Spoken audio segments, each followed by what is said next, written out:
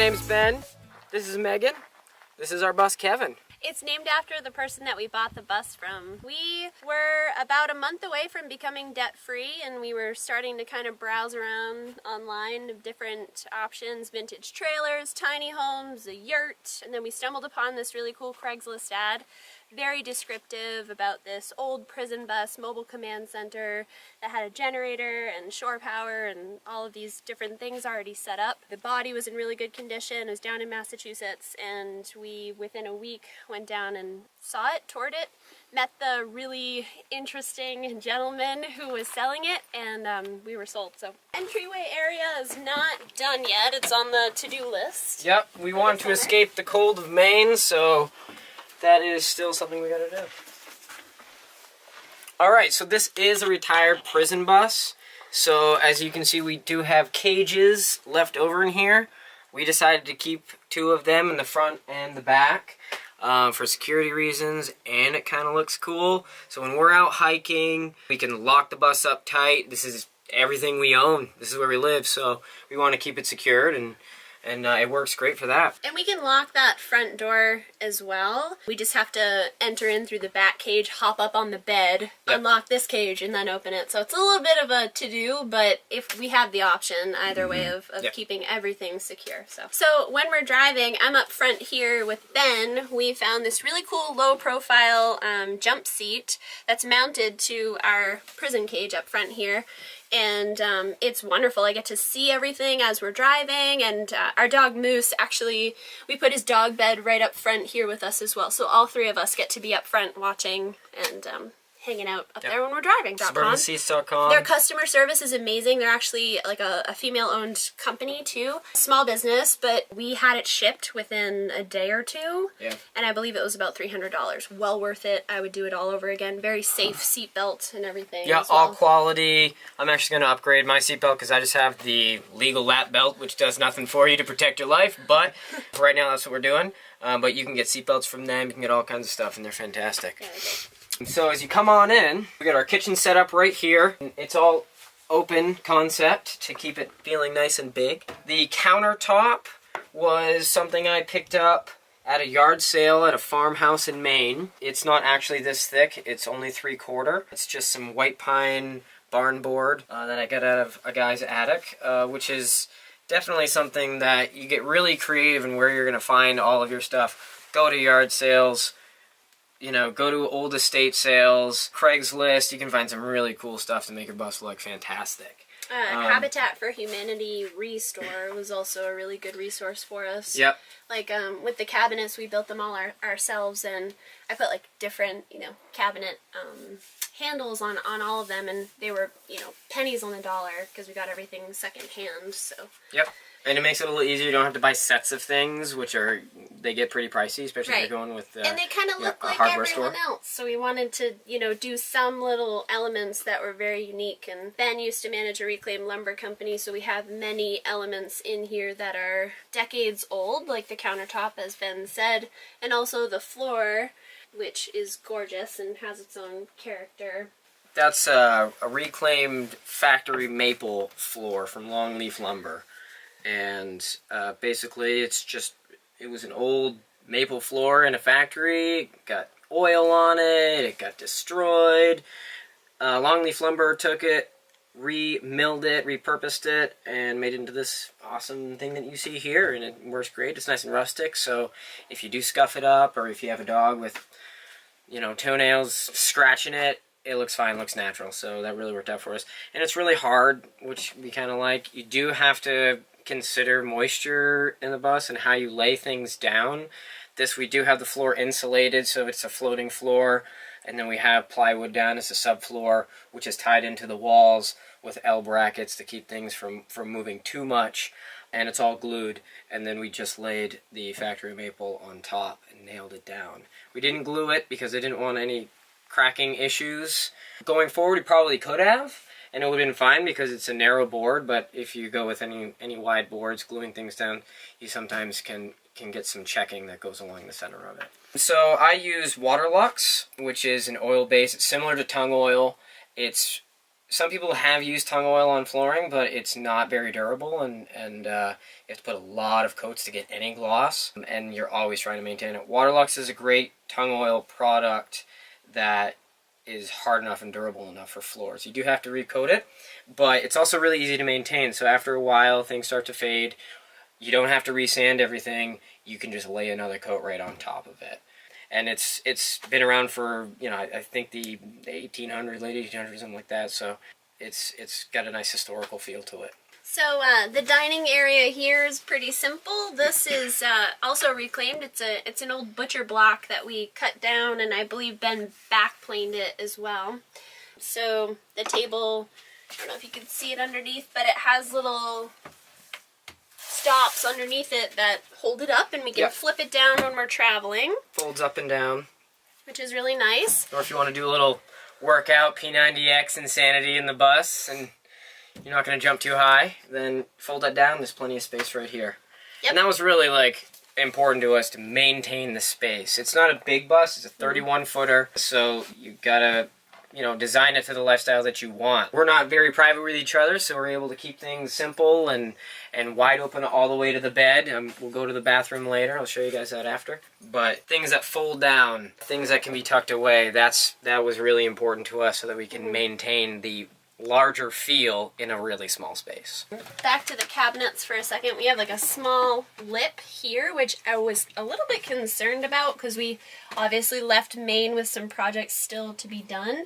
We wanted to put a little, stopper here, a little guard to keep the stuff in there, but we haven't had anything fall out of the cabinets yet, and I store all of my dry goods in ball jars and things like that, and nothing's fallen out or broken yet, knock on wood. So that's really worked out, and everything fits too. As you can see, we don't have too much cabinet space, but we've traveled 3,400 miles, and we've been in the bus for a couple of weeks now, and things are working out. We're actually finding that we brought a little bit too much stuff, so you find that out once you actually get out there and start living full-time in the bus. So. Yeah. I love cooking, I love baking, so I was a little bit concerned at first going very simple with our kitchen setup.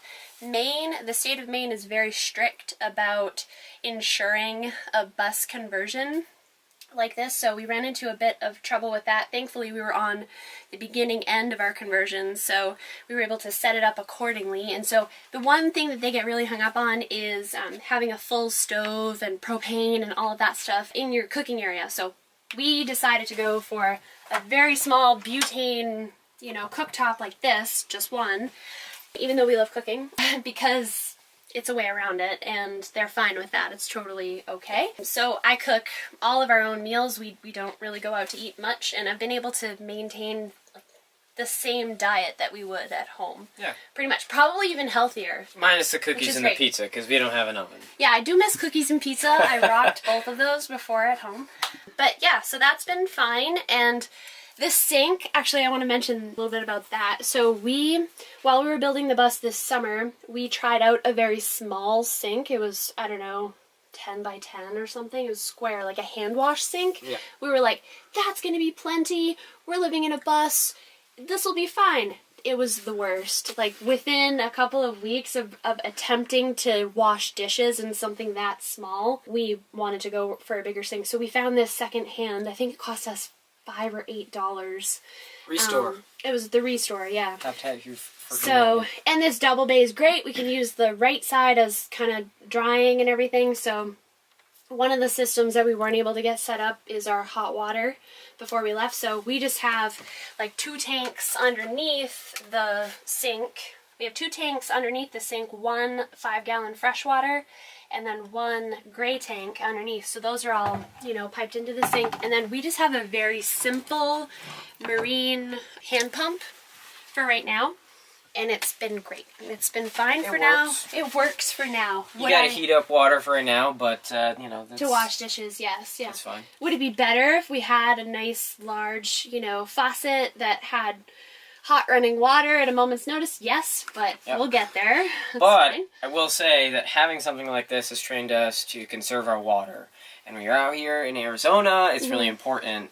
You don't have streams or anything like that where you can fill up. So especially if you're boondocking. If you're boondocking, your water is very important, and we've found that we can make 5 gallons work for a couple of days at least. Sometimes 2 days, a little less if we decide to do a solar shower, but doing dishes with just a little bit, it's totally doable. When we actually get the faucet, I'm a little worried that we'll get so spoiled with it, we'll start using up all of our water. But I think with the training we'll be all right. Absolutely, it makes you think about all of your water usage when you're in a home or apartment, and how much we're spoiled with that, and can not even think about it. And I mean, even when you flush a toilet and you have a gallon or whatever that goes down, we have a composting toilet, which you'll see, so we can avoid that. But dishwashers and sinks and stuff like that, that's a lot of water. It's a lot. So the other thing that it's taught me so far, living in the bus full time, what it's taught me is about trash.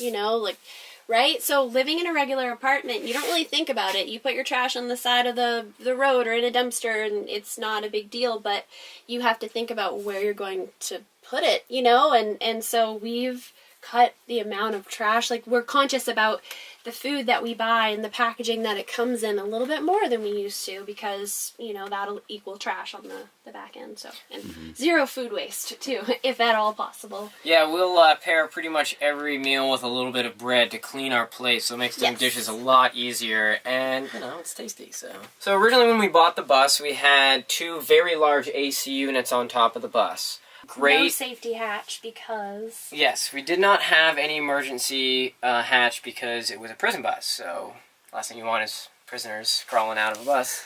So we ended up getting rid of our AC units, thinking that we would rather be off-grid, we'd rather not have to worry too much about powering something like that, and bulk up the insulation. We can't be in 100+ degrees, but we're in probably close to 80 right now, and it's very comfortable. We replaced them with just very simple RV roof vents. There's no fan in there, but they do work fantastic. I think I got them for like, $20 on Amazon, something simple as that. And the holes were standard, so they fit right in there, just like the AC unit fits right in there. Yep, didn't have to modify it. The person who installed them did them a little crooked, which drove me crazy, but we're going to live with it. Yeah. And the insulation is probably one of the most important things that you're going to do in a bus. So I think I spent a month's worth of work doing that. A lot of people go with the spray foam insulation, which is absolutely fantastic. I tried to go a little bit cheaper, so what I ended up doing was doing the hard foam insulation. For insulation, I did 2-inch hard foam insulation, glued up on a curve. Any gaps in there, I just filled with gaps and cracks. Spray foam, great stuff, which is great and also very messy. Make sure that it is the first thing that you do in your bus and not after you've laid down your floor, because once you're done, it looks like an alien cocoon in here. And you gotta cut off all the little pieces. So I had that lay down at first. There's like over 200 cut individual pieces that I had to lay on the curve. If I had to do it all over again, I don't think I would do it that way. I would do the spray foam insulation. That took you the entire month of July. Yeah. Pretty much a nightmare. But, live and you learn. On top of that, I did bubble wrap Reflectix and then a 1-inch air gap. With spacers. With spacers in there. And then putting the original panels back up, I glued another layer of bubble wrap Reflectix on top of that. So the only thing that's touching the ribs of the bus are the tech screws that are holding up these interior panels. So if you touch the roof panels on a hot day, it's nice and cool and comfortable. Yeah. It's like a thermos. There's an air space. You have very little conduction. So you're thinking about insulation and you're thinking about conduction in a space like this, and you're in a metal enclosure, so it's important. Heat and the cold, it works. Yeah. As far as insulation goes, same thing with the walls. I didn't end up doing this. I just have regular pink foam insulation in the walls. I think I used a 3-inch pink foam insulation. Don't lose a lot of heat in the walls or gain a lot of heat in the walls. But I think still, if I had to do it all over again, I would do spray foam and possibly bubble wrap insulation with an air gap to keep that conduction down. Really don't want to skimp on any type of insulation. The floor is insulated with 1.5-inch hard foam, which I think I already mentioned. So I'll pick up from there. We lose a lot of heat and gain a lot of heat from the windows. So we decided to, I see a lot of bus conversions that remove certain windows or all of them. We decided to keep all of them. Nice and bright in here is just something that we wanted. So But we made these curtains, which help a lot, but you still gain and lose a lot of heat in through the windows. So a work in progress. You know, we might upgrade that in the future to do some bubble wrap reflectics to, you know, hold in our heat or keep it out. I originally built this small space in here to have bubble wrap reflectics roll down on either really hot days or really cold days on just one side of the bus. So if you're parked, you park towards the sun on that side of the bus to keep the heat out. It's really been fine so far. Like, we've been finding out it's fine. We've slept in the bus on cold Maine nights and warmer Arizona, you know, days, and I think it's been very cool and comfortable 99% of the time so far. So just conscious of how you park and where you're parking in the sun. It's wintertime right now, so the sun is not as strong and it's not as high in the sky. And the curtains really do help. They do also sell blackout curtains, which we have yet to install, which do a really great job. It's just a very thin, like plastic material. Blackout is they sell it, you know, by the yard as you would fabric. So on our curtain that we have, which I highly suggest, a curtain across the front to kind of block the front cab from the body of your bus. With that curtain, I sewed in a layer of blackout, so it's nice and thick, and you know, as soon as you cover it, you can feel the heat or, you know, the cool in here so much more. So it really helps it significantly, and it also looks really nice. So. Yep, you can sew it right to the back of your curtains or have it as a separate curtain. It'll always be a work in progress, just like owning a home.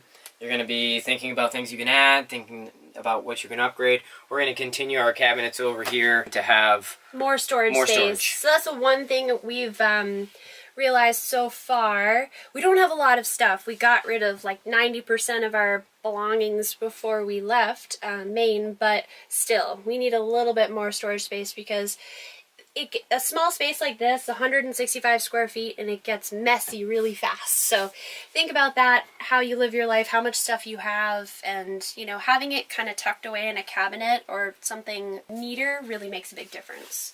Oh, one thing I want to touch on too. So I did all the woodworking myself, not because I'm a fancy woodworker, just because YouTube is available and you can learn all these things. I have power tool experience and stuff like that, but that's very simple. Anyone can learn it. One tool that I would recommend if you're doing your own cabinetry, and I used it for so many things in the bus, is a pocket screw jig. It's fantastic. It's a method of joinery that you just drill an angular hole, and then you're able to make cabinet carcasses, any type of box. It takes all the time out of it. Everything. I mean, any built-ins, the cabinets, the couch, everything. Everything is screwed together. Pocket screw jig, yeah. If you add glue to that too, like, that's another thing. Your bus is going to shake and rattle, and hopefully never roll. So, glue, screw, everything you can. There's a lot of weight inside your cabinets if you're hanging them, so you have to make sure that you bolt them not just to panels, but you got to go right through to the actual ribs of your bus. So that everywhere you can. Positioning really, Yep, tech screws are your best friend.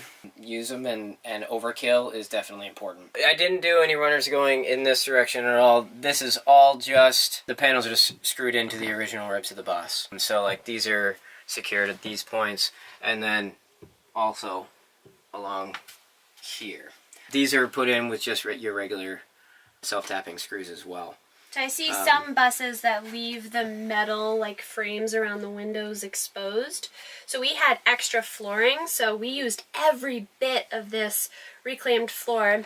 So we used it on the window frames here, also with the face of the cabinets, and then also with the couch. So we'll move on to the couch. So I was mentioning that we used every foot of this reclaimed wood floor in other places too. So we used it on the faces of the cabinets and all of the window frames here, up and down. And then also on the couch here, I'll let Ben talk about how awesome this couch design that he found on, I don't know where you found it, but it's awesome. As with pretty much every tiny home idea, Pinterest and YouTube and all those fun sites, this is where I got the inspiration from that. But I use this here. Here, let's get this out of the way. So this is the couch. We're using it for storage mostly now, but it does pull out to a guest bed if anyone is brave enough to come stay in our bus with us. We had leftover flooring, pulls out like that, interlock the tongue and groove, and it also lifts up like a chest. So in your bus, you're always thinking about extra space. Anywhere you can store things. We have some books in there right now. But it's a really simple design if you do want to have a guest bed. It's just you're screwing every other slat to a piece of wood so that you have a stopper. And then you just screw it in. Here's a good example of that pocket screw jig in action. I used it for this as well. Everything looks more complicated until you start doing it. That's absolutely true. So for something like this, which looks intricate, it has moving pieces to it. Honestly, I had a hard time finding a how-to for this, but I did see a lot of pictures, and sometimes it boils down to just sort of inspecting the different pictures that you can find online of, you know, the little pieces and making up as you go. Oftentimes, once you start, most of the pieces inside this bus and most of the woodworking that's done starts with a box. Everything's a box, and you go from there. So this is a box with some tongue and groove flooring screwed to the top of it and simply interlinked. It's also over the wheel well, right?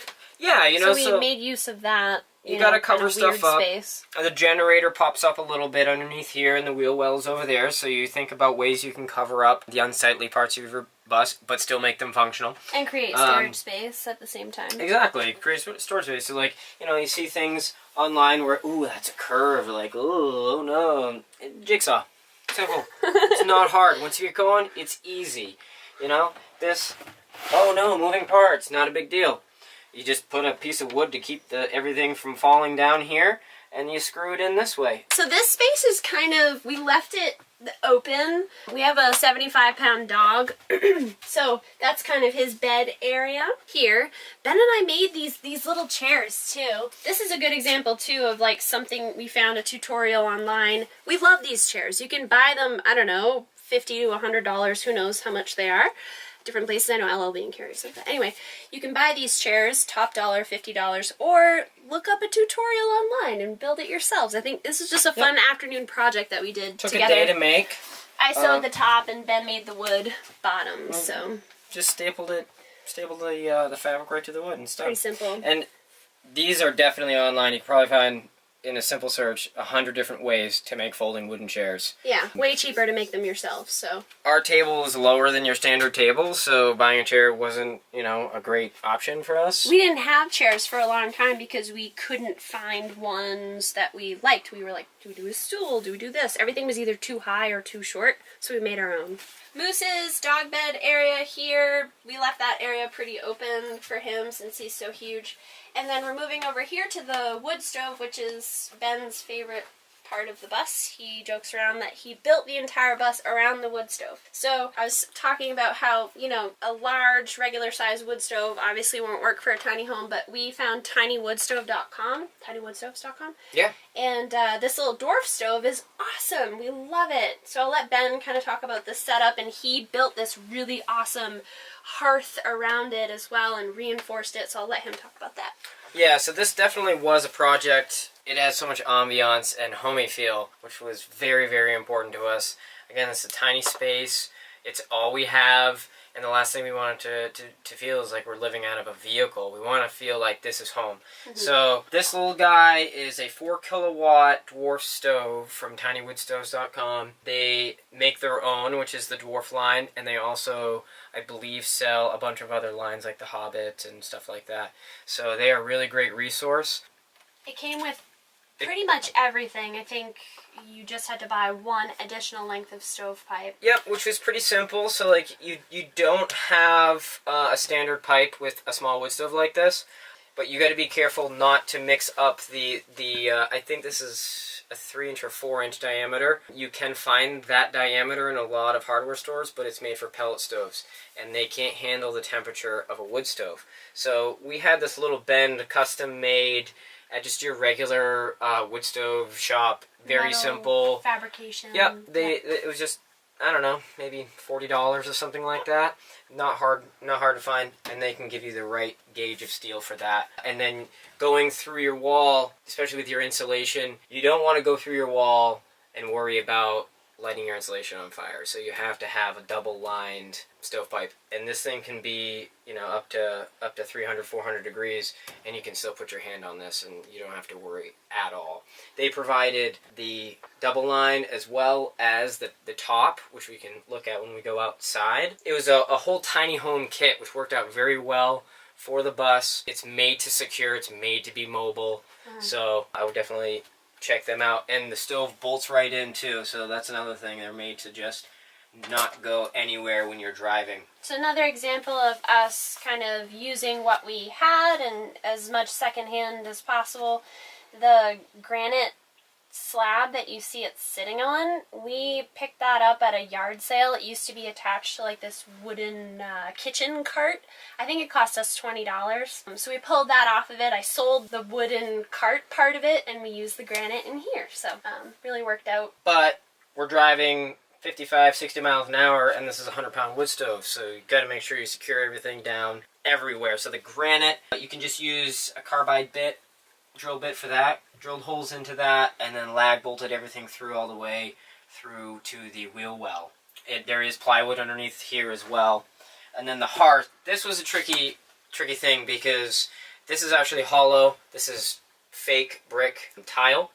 So a lot of vibration. Or if somebody comes over and they want to lean on this thing, you got to overbuild stuff. So it's very simple though. I just made a plywood form, and then I put some cement board down on it. I asked the guys at Home Depot what is the best mortar you can use, stickiest for a mobile situation. So I don't know the name of it, but you know, they pointed me in the right direction. It's more flexible than your standard mortar. Haven't had any problems with it, but with a thin wall like this, I had to make sure that it couldn't flex at all, so you pop your tiles off. So I just took some steel, flat steel here, and then square tubing steel all along here, and I just screwed all that into the wheel well, into the wall, to keep stuff from moving. And super solid. Simple as that. I used an angle. You know, I didn't need a wet saw from that. You know, a lot of times you'll see tile cutters. They can be very expensive. I just got a diamond bit for my angle grinder, which, if you're doing a bus conversion, you don't have an angle grinder, you're not going to do a bus conversion.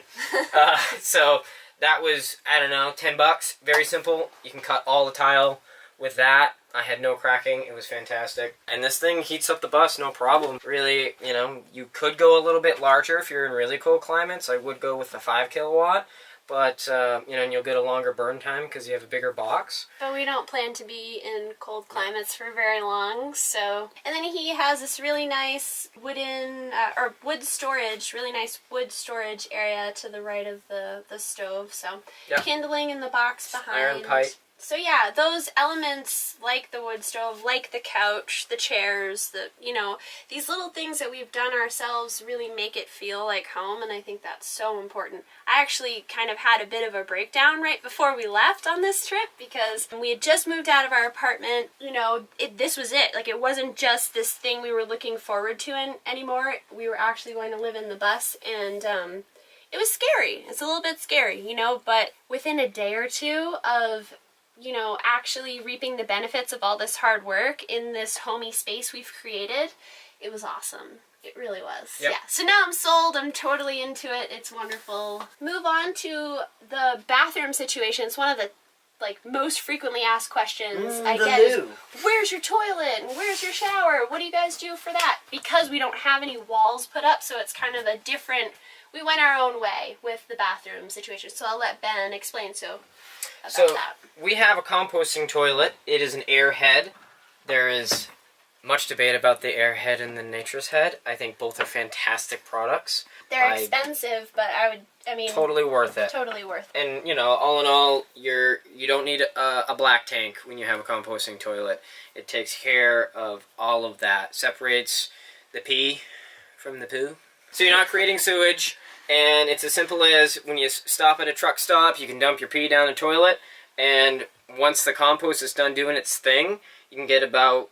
We haven't gone through a full cycle of this yet, but Like I hear month? about a month's worth of full-time use with 2 people.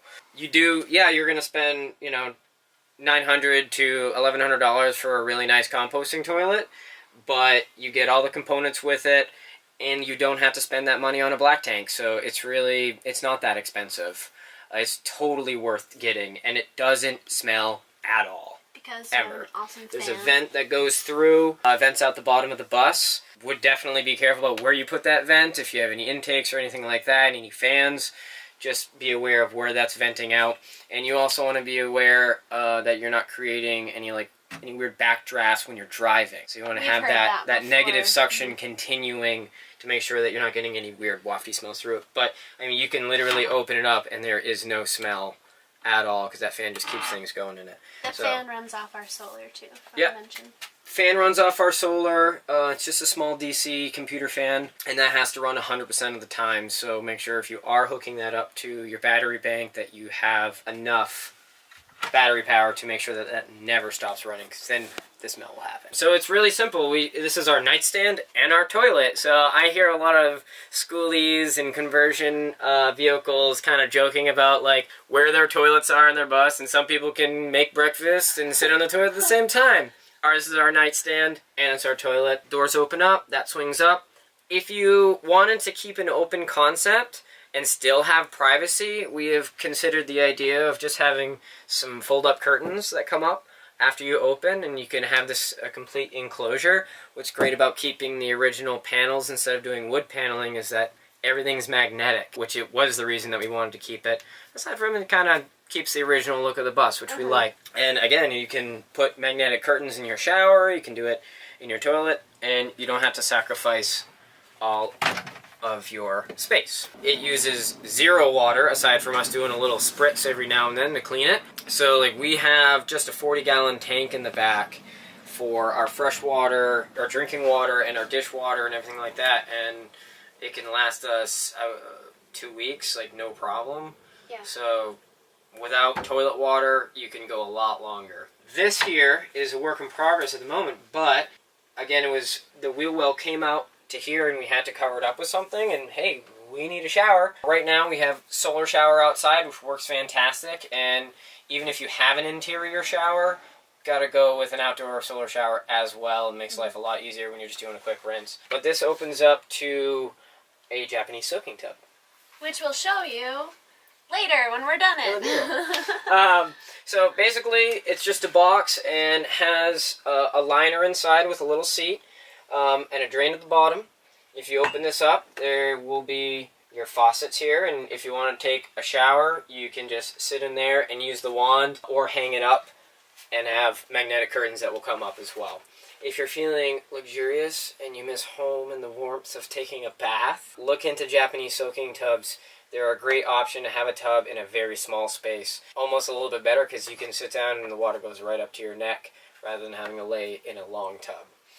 So there's a little luxury that we weren't willing to sacrifice. So another luxury that we weren't willing to sacrifice on is the bed. So we had this awesome memory foam bed at our apartment before we moved into the bus, so we wanted the same situation. Queen size bed all the way and lots of storage underneath, so that's what we created here.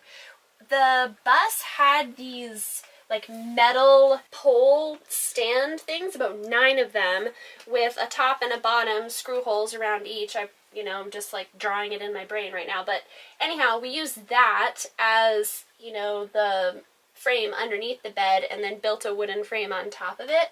And then the mattress just sits nice and tight right on top of there. So again, this was a YouTube video of somebody making a bed frame. There's probably 100 of them out there, but you just look up queen size, king size, whatever you're going to have, and super simple. It's 2x6s, than I thought it would be. It's a lot. Very, very simple build. Video to do that. And then if you, like Megan was saying, we did have some like neat metal stands that we used to hold the bed up, but it's as simple as using something like iron pipe with the little tops and bottoms, screwing that in. That can hold your bed in place, and then you just want to make sure you also screw it to the walls to keep it from shaking when you're driving. So the bed, you know, is kind of our dog goes up on there sometimes. It's a very comfortable place for us to feel like we're at home, so we love it, you know, and eventually we'd like to build I see some buses that have like, you know, bookshelves and some storage space at the foot of the bed. I love that. So this summer we're thinking of adding that space over here because we do have some kind of dead space at the foot of the bed, so storage opportunities there. So underneath, I love this part. So we downsized our clothing so much. I probably only kept about 10% of what we owned. So we each have Ben made these really nice flush drawers, which again, one of those projects that seemed a lot, you know, more complicated, but once he did it, I was like, wow, that's, you know, just a box. It came out really well, and it's just a box. So anyway, we have a his and hers, you know, that holds all of our clothes right there. Slides out to about there. Slides right out. And then we have these nice little locks, which if you forget to lock it, it's the worst when you're driving. So, but very simple. And then underneath, that kind of holds our electronics and stuff like that, and also doubles as a little step up onto the bed, because our bed's a bit high. So yep, you can step up on as that. Ben is demonstrating. Just like that. Yeah, so that's been kind of enough storage. And then one other little storage area, which I'll let Ben explain because it's one of his favorite things. Again, aside from the wood stove, this is my favorite part of the bus. It's my secret storage compartment. It's just a big door. Very pumped about that. Yeah. There's some very secret toilet paper stashed away in there. Super fancy. So the rest of the storage that we have underneath the bed is accessed from the back door, and we call it the garage. Our solar, you know, components, our batteries are underneath there. What else? Our freshwater tank, our backpacks, those are big and bulky for hiking and other fun things. So that's something down there. that was important too. When you're RVing full time and you're going to be in cold climates, you got to think about your fresh water and freezing. So we chose to keep the freshwater tank, instead of being mounted underneath the bus, we keep it inside. I have heard people also mounting it underneath the bus and just insulating it in a box itself. You can be as simple as putting a light that shines at it, which will keep it from freezing. But if you're going to be in really cold climates for any lengthy period of time, you're going to get freezing problems. Mm-hmm. So we keep that underneath the bus there. It is not all plumbed into the sink yet, but when it is, another aspect of keeping things from not freezing is that we're just going to have some exposed pipes that go across the top. Sort of just play off that industrial look that's very popular and copper looks good, and you can always hang stuff on it. So at first we thought that we would be able to survive off of a Yeti cooler. Definitely can't. That only takes you so far. So we actually got a smallish fridge, which holds everything that, I mean, and we're big on healthy, you know, I cook all of our own food and everything. We cook all of our own food. So it's been completely sufficient. It has a tiny freezer, which doesn't work that well, but that's okay. And it runs off of our solar. So that's really wonderful. I think we got it at Home Depot, again, like a sale thing. I believe it was about $100. $100 for a small fridge like that, and honestly, some people ask about the propane electric hybrids, which are really great, but propane makes me uncomfortable, especially because I have a wood stove in here, so simple as running a tiny dorm fridge off some solar. Works great. Works great. So for our drinking water, we keep this Berkey water filter filled all the time. This is wonderful. I believe it was about $300, a little bit pricey, but wow, it can filter out just about anything. We put all kinds of different, you know, water sources into it, and it generates the most delicious water ever. So we always keep this full for our drinking water, and then the fresh water that we get from, you know, wherever we are, we use for dishes and things like that. So the Berkey is wonderful for drinking water. That thing they use that in third world countries, and it honestly can filter out the nastiest looking water. The way we test it to make sure that the filters don't need to be changed is you put food coloring in your water and it'll filter out the food coloring and come out clear. So that's the kind of power that this thing has. The filters last about 6 months to a year depending on your usage of it, and we've never had to change them yet because we're not going like wild with it until right now, but it's definitely worth the price that it is. Mm-hmm. So when we bought our bus, it was this kind of scary shade of black /red/dusty rust. The condition of the paint was pretty good. There was just surface rust, nothing, no pitting, no holes or anything like that. So that was one of the major reasons why we purchased this bus, was because the body was in such good condition. But we knew that we had to paint it. Like from day one, we were not going to accept the way that it looked before. So we at first thought, okay, we'll do the interior conversion and sub out the painting part. So we got 3 quotes. All were within the range of $9,000 to $12,000 minimum to get the bus painted, and that was even with us doing some of the prep work ourselves. Yeah, that did not include any body work at all. So and you're talking $15,000 for a professional job. All in, exactly. So that wasn't something that we were willing to put in. So we started to think of ways that we could paint the bus ourselves, and what we realized is that it would just require a significant amount of elbow grease. Not as much as we ended up putting it, or we didn't anticipate how much work it would actually be. It probably took us, we just worked on weekends because we both had full-time jobs during the conversion, so we just worked on weekends, and it was in pretty favorable temperatures, and it required both of us, 10 hours a day of meticulous sanding. Ben did a lot of Bondo. I did some Bondo too. Yeah, so that's something that I think was a little unique to our bus. It had been converted into a mobile command center, and the people who did that conversion just put a bunch of bolts through the walls. So when we bought the bus and finally removed all of the old stuff, it looked like Swiss cheese. So when dealing with holes, you can Bondo it, you can weld in new panels.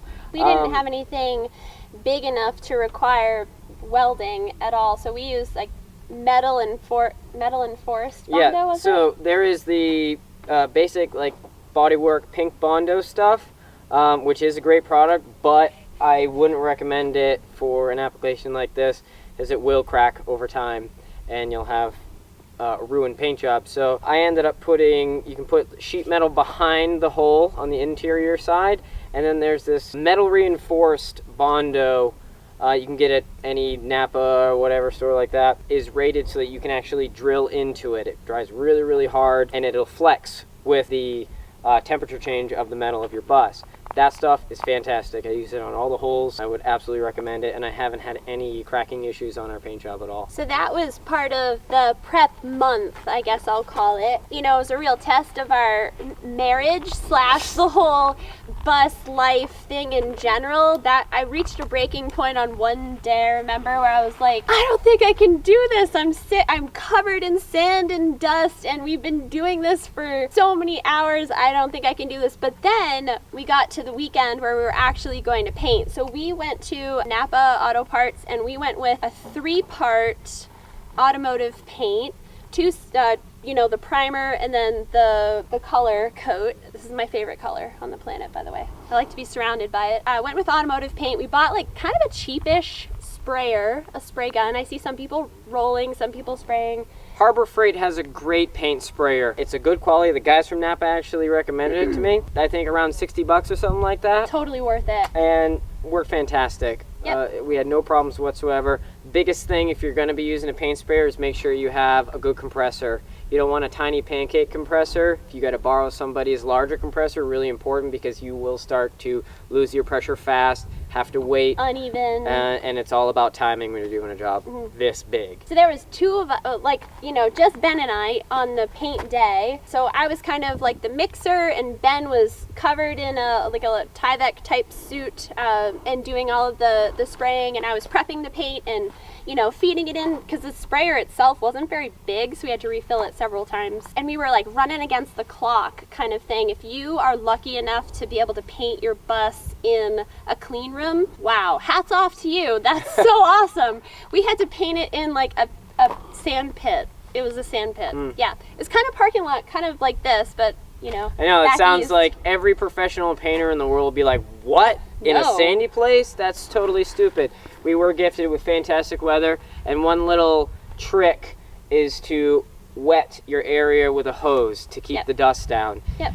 It's hard to find a place to park a giant rig like this to have it sprayed. So you got to work with what you got. We did the best with what we had to work with, and we think it came out awesome. So all in, doing the paint job ourselves cost us, I would say, about $700. And if you compare that to $9,000 to $12,000 minimum, we're pretty happy with it. Work-wise, at least, let's say 10, 20, 40, 60, probably 100 hours, both of us at least. And that's 90% prepping. The paint job itself took 1 day. 4 hours. Yeah, it took 4 hours. The actual paint.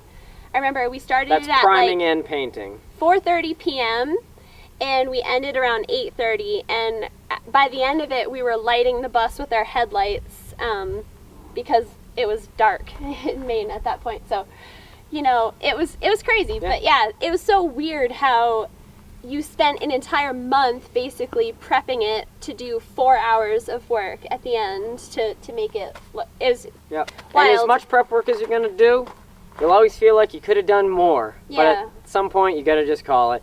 If we could go back in time, sure, I might have ground a little bit more down and smooth some surfaces up a little bit more. Yeah. If you're dealing with a bus that's got old paint and you have chipping paint, then you have to feather it real smooth so that you don't see the old paint lines. But what the great thing about a bus like this is it's got rub rails, it's busy already.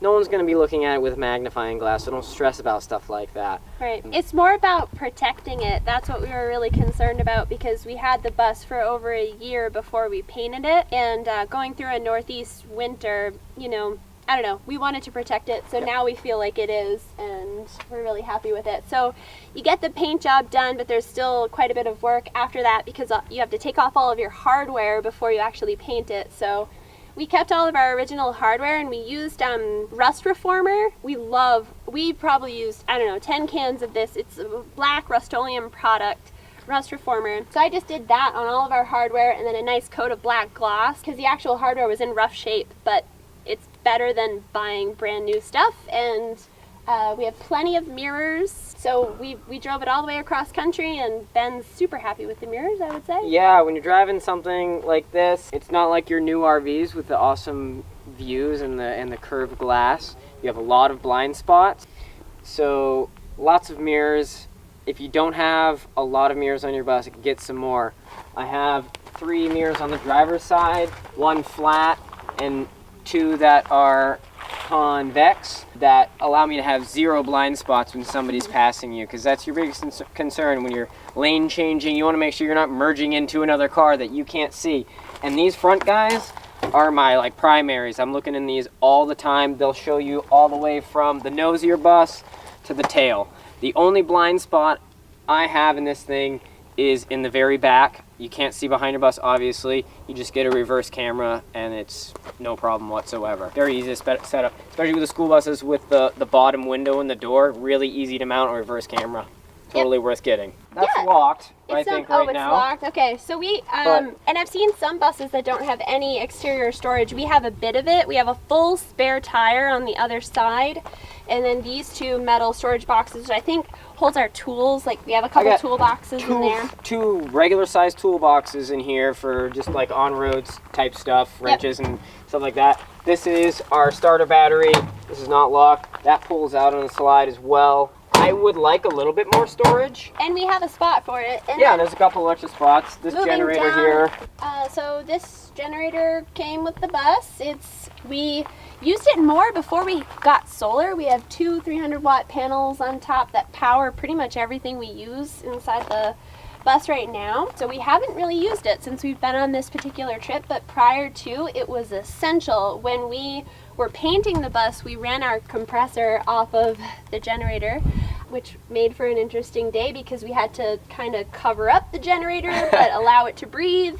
But it's been really great. And any case where we didn't have power when we were working on the bus, we were able to just start it up like a It's a 50 amp generator, so you can power tools. It's great. We really lucked out with that with the bus. What's nice too is out here in Arizona, we don't have to worry about cloudy days right now, so we haven't had to use it.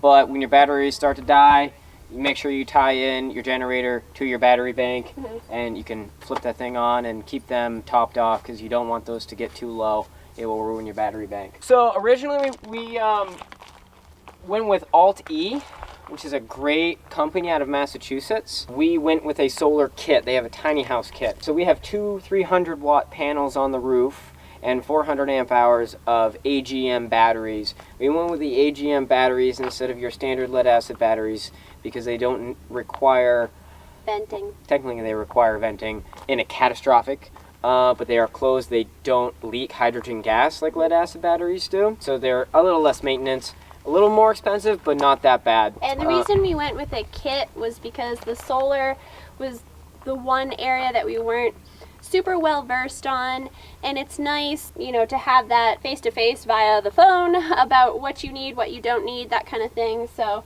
the kit kind of came with everything. It actually came with some extra stuff that we worked with this really knowledgeable friend of a friend who helped us install the solar.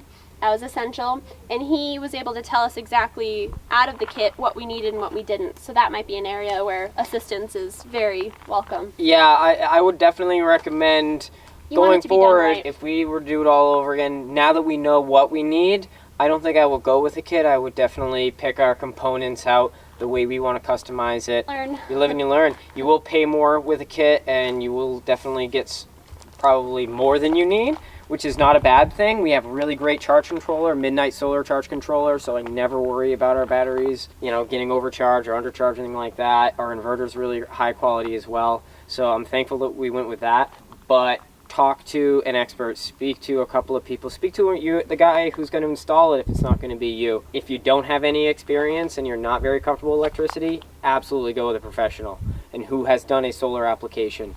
These panels will collect electricity regardless if they're plugged into anything, so when you're mounting them, that is something you have to consider. It's not like tying yourself into the grid. So what we run off of it, we didn't mention this inside actually, but we have a small refrigerator. It's like about this tall with a tiny freezer. It holds everything that we need. It's been great so far on this trip. So that's always plugged into solar, always running. And then we have our fan for our composting toilet. We have a couple of lights, and I run like coffee grinder, immersion blender, small appliances like that. It's totally fine. So it's definitely sufficient for what we need. And you just work on your timing of things. You're going to be charging your stuff during the day and running your blenders and your vacuum cleaners. It can handle that. You just don't want to do it at night. There were a lot of old parts that came with the bus, like different AC units and fans and other things. So there was something under here before that we ripped out. Yeah, that's part of the back cooling and system. Heating. Yeah, so we took that out. We'd like to under do like the bus seats. Keeping your feet warm kind of stuff. A storage box under here. Like Ben said, we would love to have more exterior storage, so we have opportunities for that to expand on one of the projects on our to-do list, for sure. So, what else? Moving on back to the garage, that is where all of our components for our solar is. On one side, and then boxed off, we have our freshwater tank on this side. We did end up going with a portable gray tank, and I think we're just going to sell it because it didn't fit under the bus. Yeah, we're going to go with a mount now that we know that we're not going to be in freezing cold temperatures all the time, and it's kind of cumbersome. So it's great, but it didn't work for our application. So trial and error. Trial and error. You learn those things as you get on the road. It's okay to say, forget about it. We don't need it anymore. We're not using it, and don't force it. There's also some metal fabrication we'd like to do out back. Like, we used to have a 24-foot pneumatic antenna on the back that the mobile command center used as an antenna. Yeah, surveillance. So we took that off, but it left kind of a yucky looking, you know, metal area there. So we're going to do some projects to cover that up in the future. So. Oh, one thing I wanted to touch on is the roof paint.